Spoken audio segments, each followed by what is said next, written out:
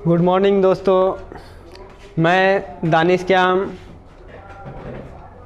आपका स्वागत करता हूं अपने यूट्यूब चैनल सक्सेस मास्टर में। आज हम लोग केमिस्ट्री के बारे में बात करेंगे। केमिस्ट्री का एक चैप्टर है 10th क्लास का, कार्बन एंड इट्स कंपाउंड, जो एग्ज़ाम के पॉइंट ऑफ व्यू से बहुत ही इम्पॉर्टेंट है और इसका यूज़ 11th 12th में भी आप लोग को बहुत ज़्यादा मिलेगा। अगर इस चैप्टर को नहीं समझें तो 11th और 12th दोनों में ही आपको परेशानी हो सकती है। तो आइए स्टार्ट करते हैं। कार्बन एंड इट्स कंपाउंड जो आपके केमिस्ट्री का चौथा चैप्टर है 10th क्लास का।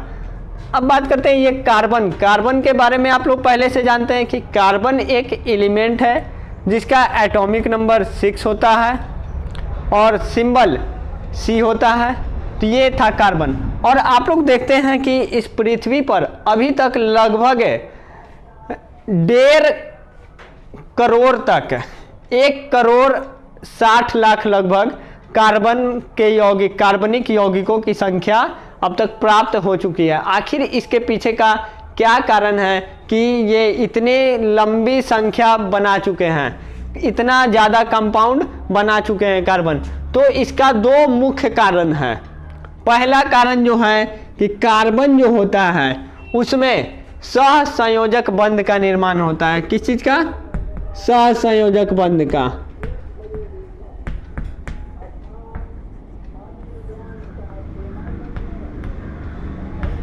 सहसंयोजक बंध कहने का मतलब है कोवैलेंट बॉन्ड बनता है इसके।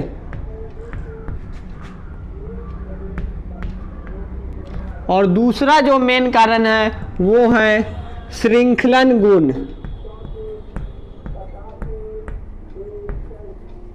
श्रृंखलन गुण जिसको कहा जाता है कैटेनेशन प्रॉपर्टी।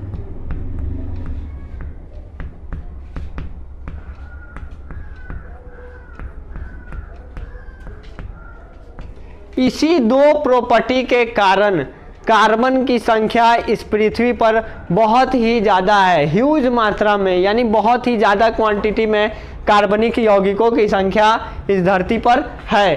पहला कारण है सहसंयोजक बंध का निर्माण करता है कार्बन, और दूसरा इसके बीच श्रृंखलन गुण का निर्माण होता है। श्रृंखलन गुण इसमें पाया जाता है। यानी अब ये देखेंगे कि ये सहसंयोजक बंध क्या होता है और श्रृंखलन गुण क्या होता है। जैसा कि आप लोग पहले भी जान पढ़े होंगे कि सहसंयोजक बंध क्या होता है। अगर नहीं जानते हैं तो देखिए, जब कोई 2 एलिमेंट आपस में शेयर ऑफ इलेक्ट्रॉन के कारण बॉन्ड का निर्माण करता है, यानी कि जब 2 एलिमेंट है और दोनों आपस में साझा करके बॉन्ड का निर्माण करता है, तो वैसे बॉन्ड को कहते हैं कोवैलेंट बॉन्ड, यानी सहसंयोजक बंध।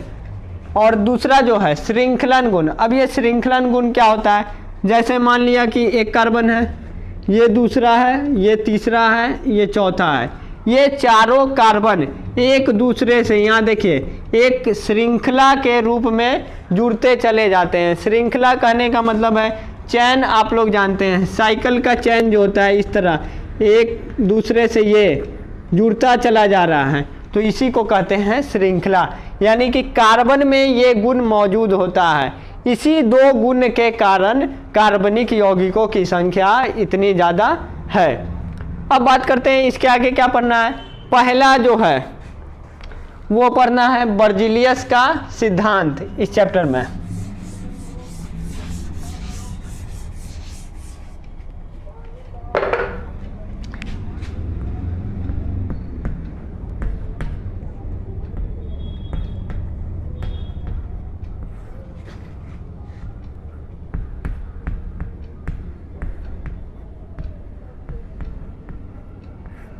अब ये देखेंगे बर्जीलियस का सिद्धांत क्या होता है, और बर्जीलियस यहाँ लिखा हुआ है, तो ये बर्जीलियस है क्या?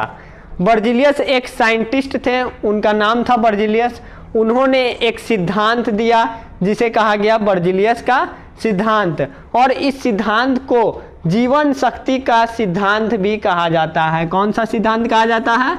जीवन शक्ति का सिद्धांत।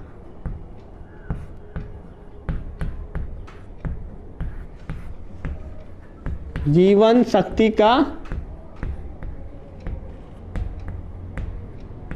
सिद्धांत, यानी कि वाइटल फोर्स थ्योरी।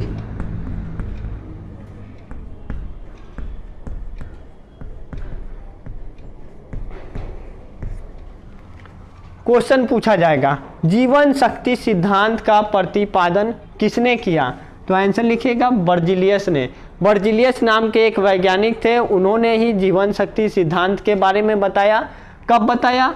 1815 ईस्वी में।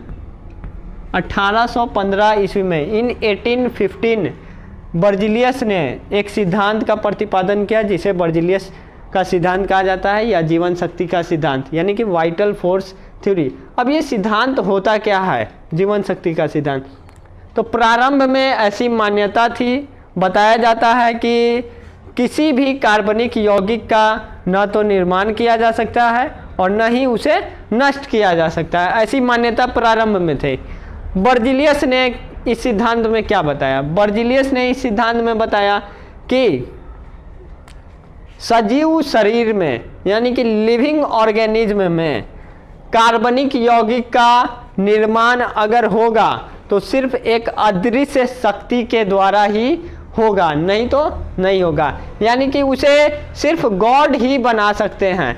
तो इसी सिद्धांत को कहा गया जीवन शक्ति का सिद्धांत। बर्जिलियस का जीवन शक्ति का सिद्धांत क्या था? बर्जिलियस का जीवन शक्ति का सिद्धांत बताता है कि सजीव शरीर में कार्बनिक यौगिकों का निर्माण सिर्फ एक अदृश्य शक्ति के द्वारा ही किया जा सकता है। अब ये बात बर्जिलियस ने बताया, लेकिन ये कहीं से वैलिड नहीं था। इसके बाद आए एक साइंटिस्ट, उनका नाम था वोहलर, और वोहलर जो है उन्होंने कहा कि नहीं, ये सिद्धांत गलत है। अब गलत कह देने से गलत तो हो नहीं जाएगा, तो उसे प्रूफ किया उन्होंने कि आखिर कैसे गलत है। तो इस सिद्धांत का अंत देखेंगे कैसे हुआ। इस सिद्धांत का अंत किसने किया?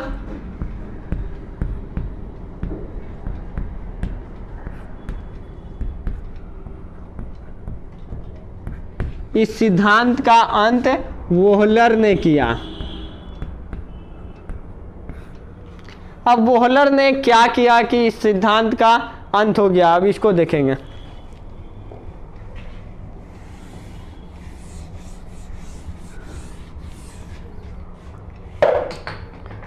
वोहलर जो थे वो सबसे पहले लैब में गए, लेबोरेटरी में, प्रयोगशाला में, और उन्होंने अमोनियम साइनेट को लिया। किसको लिया? अमोनियम साइनेट, यानी कि NH4CNO। ये अमोनियम साइनेट को उन्होंने लिया और इसको गर्म किया,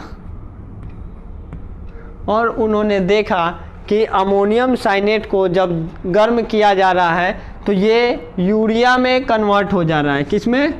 यूरिया में।